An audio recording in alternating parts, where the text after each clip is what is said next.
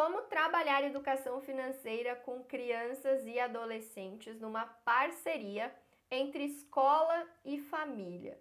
Então, como fazer para que os adultos na vida dessa criança e desse adolescente tenham uma participação conjunta, unam forças para ensinar educação financeira infantil. E nesse sentido, eu quero trazer 3 propostas de conversas ou de temas que são bem aplicáveis tanto em casa quanto na escola para serem trabalhados com essas crianças e esses jovens. E o primeiro desse tema, que serve tanto para a família quanto para professores abordarem, é o incentivo aos sonhos. É muito importante que as crianças e os adolescentes consigam significar a importância do planejamento financeiro, do porquê juntar dinheiro, do porquê se organizar entre o que a gente pode ter agora e se preocupar também com o futuro.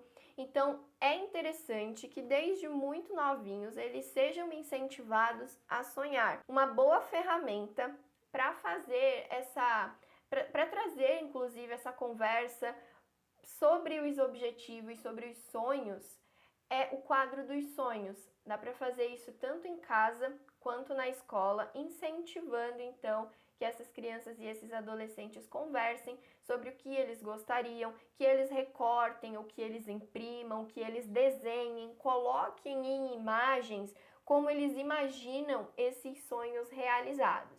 Então combina direitinho tanto com a sala de aula quanto com um momento em família para ser feito em casa também.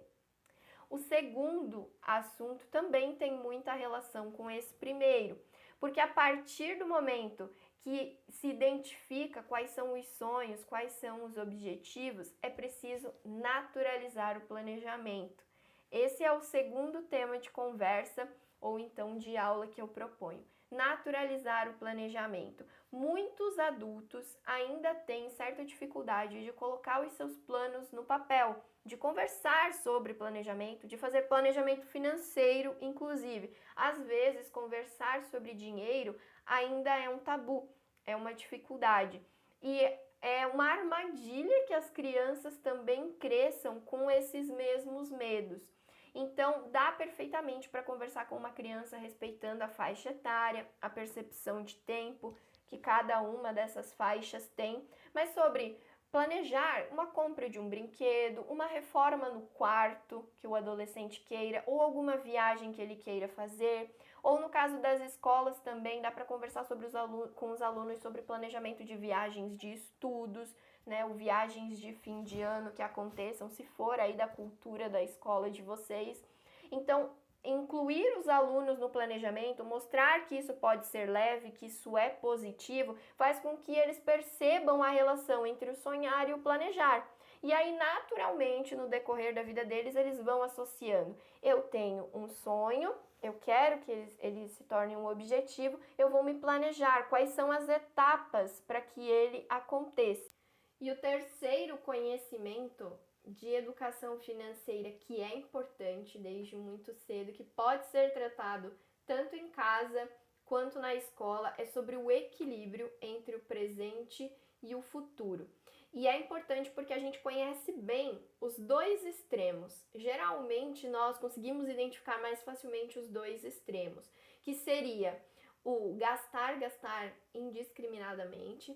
Então, aquela cultura de que o dinheiro é feito para gastar, de gastar tudo que se recebe, e o outro extremo seria o poupar ao extremo, deixar de viver experiências, sacrificar a questão de aproveitar experiências da vida para guardar dinheiro sem necessariamente ter um objetivo. E ambos são bastante prejudiciais para as crianças. Então é importante que a gente mostre para elas que essas duas funções são válidas para o dinheiro. Então o dinheiro existe sim para que a gente compre, para que a gente faça as coisas que a gente quer, para que a gente consiga suprir inclusive as nossas necessidades, mas ele também é uma fonte de segurança. Ele precisa ser pensado em termos de preparar o nosso futuro para que os sonhos que a gente projeta para o futuro possam acontecer. Então o dinheiro tem a função de satisfazer as nossas vontades e de pagar pelas nossas necessidades, mas ele também é necessário para a nossa realização de sonhos futuros e para prover segurança, para que a gente vá juntando esse dinheiro e que se prepare para eventuais imprevistos. Então, sempre adequando a linguagem para a faixa etária da criança, é importante mostrar que o dinheiro tem essas várias funções, que as crianças não cresçam em um extremo ou outro, nem gastando tudo que recebem e aí correndo risco de se endividar quando os imprevistos acontecerem, porque o que nós ensinamos na infância vai sendo replicado e vai aumentando proporcionalmente à idade. E da mesma forma que eles também não acreditem que cada vez que recebem algum dinheiro que eles precisem guardar, sem saber o porquê estão guardando.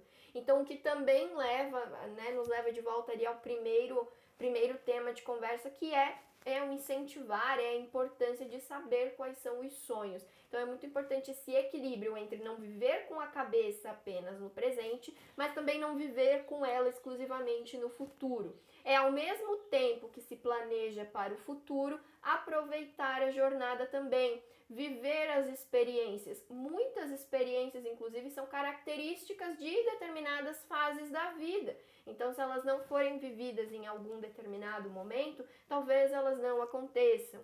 É conhecer as suas próprias prioridades. Importante ensinar as crianças a ver o que realmente faz sentido para elas, o que é significativo.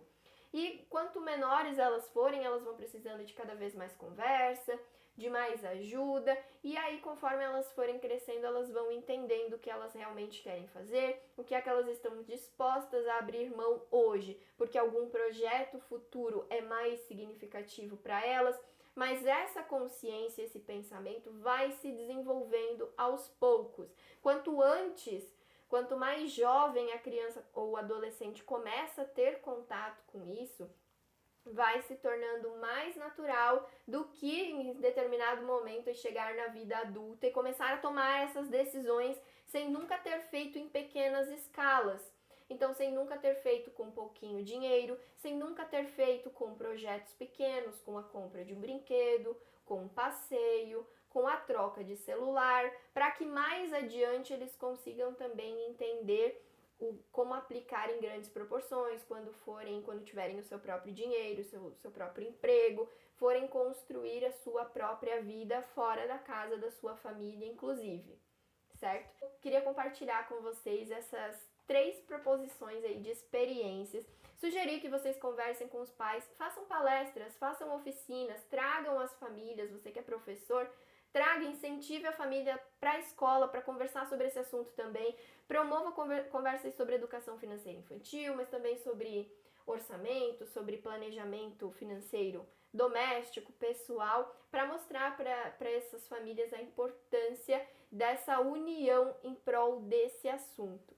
Para ensinar alguma coisa que faz parte da vida deles, já faz parte da vida deles. Quero, inclusive, perguntar para vocês, já peço que deixem aqui nos comentários se você já fez alguma experiência de educação financeira com os seus alunos, se você teve a participação das famílias, como é que foi, compartilhe aqui a sua experiência. Se você ainda não curtiu o vídeo, não se inscreveu no canal, eu te convido a fazer isso, porque todas as semanas eu vou trazendo aqui um vídeo novo, alguma ideia, alguma sugestão, uma reflexão sobre educação financeira infantil e que pode ser aplicada nas escolas e nas salas de aula.